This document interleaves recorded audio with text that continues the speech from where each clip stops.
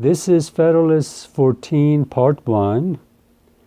I'm sitting in front of the camera, like I've told you before, to encourage you to read the Federalist Papers at least a couple of times while you're listening to these audios, because without reading the text, these will not make much sense. And then I have told you about the videos that you can watch to help you along. In Federalist number 14, I am going to start at the very end because there's part of a paragraph that I think is beautiful. Because Madison wrote his first Federalist, it was number 10, and now here he writes his second Federalist. He talks about the benefits of extended republic. He talks about the inventions that Americans have done. Separation of powers, checks and balances, an extended republic. Contrary to what some of the political philosophers have said, that a republic has to be in a small area. So he talks about all of these and why America has come up with a new great plan. And towards the end of this Federalist, he says, but why is experiment of an extended republic to be rejected merely because it might comprise what is new? Is it not the glory of people of America that whilst they have paid a decent regard to the opinions of former times and other nations, they have not suffered a blind veneration for antiquity, for custom, or for names, to overrule the suggestions of their own good sense, the knowledge of their own situation, and the lessons of their own experience. And then he goes a little further and he says, the people of the United States might at this moment have been numbered among the melancholy victims of misguided counsels, must at best have been laboring under the weight of some of those forms which have crushed the liberties of the rest of mankind. Happily for America, happily we trust for the whole human race, they pursued a new and a more noble course. So here, he's saying that if we can make this experiment work here, it will work for the rest of mankind. An extended republic. And then you can extend this further and further. So America is setting an example for the rest of the world that it is best we unite and prosper together, enjoy our freedom rather than be divided and be always in chaos and war. And the importance of Federalist Papers, the importance of the experiment of federalism in the United States this last 230 years, I think is the greatest gift that America has for the rest of the world. Remember, just like here it says, we're not going to go with this constitution based on blind veneration.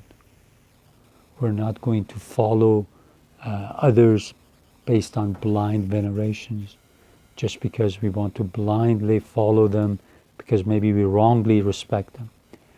I, the same way, say America has many faults. We know that. Everywhere has many faults.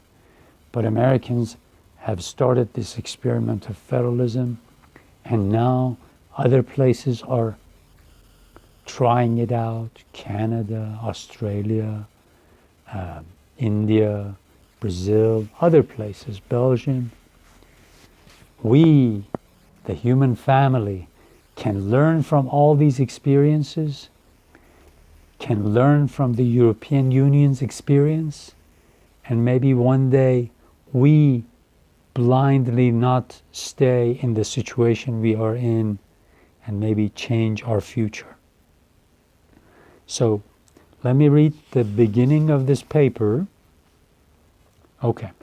Federalist 14 starts with, we have seen the necessity of the Union as a bulwark, as our bulwark against foreign danger, as the conservator of peace among ourselves, as the guardian of our commerce and other common interests, as the only substitute for those military establishments which have subverted the liberties of the old world, and as the proper antidote for the diseases of faction which have proved fatal to other popular governments, and of which alarming symptoms have been betrayed by our own.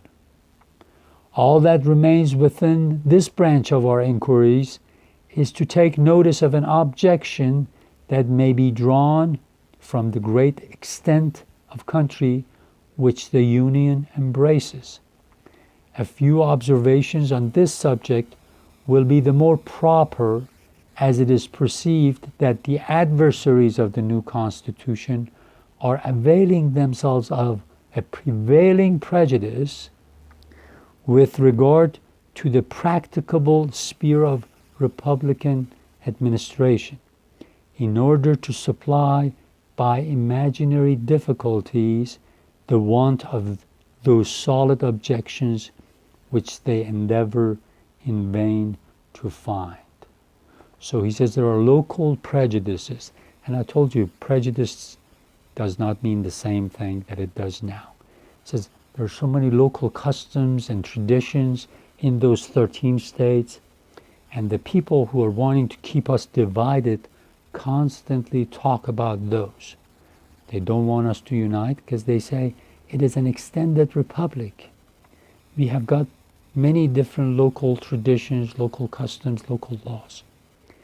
They are like the people nowadays that want to divide humanity, and because they don't want to see their power or the source of money that they get their money from diminished, they say, no, we have to keep the world the way it is, divided, so that we won't lose our money, our jobs, our position. So I think the relevance of this paper is that we can learn from the American experiments and from other federal experiments, and one day not be blind to what is possible. Use our imagination and unite in a way that would be good for our peace and prosperity, and for prosperity and happiness of every single human being, wherever these people are around the world.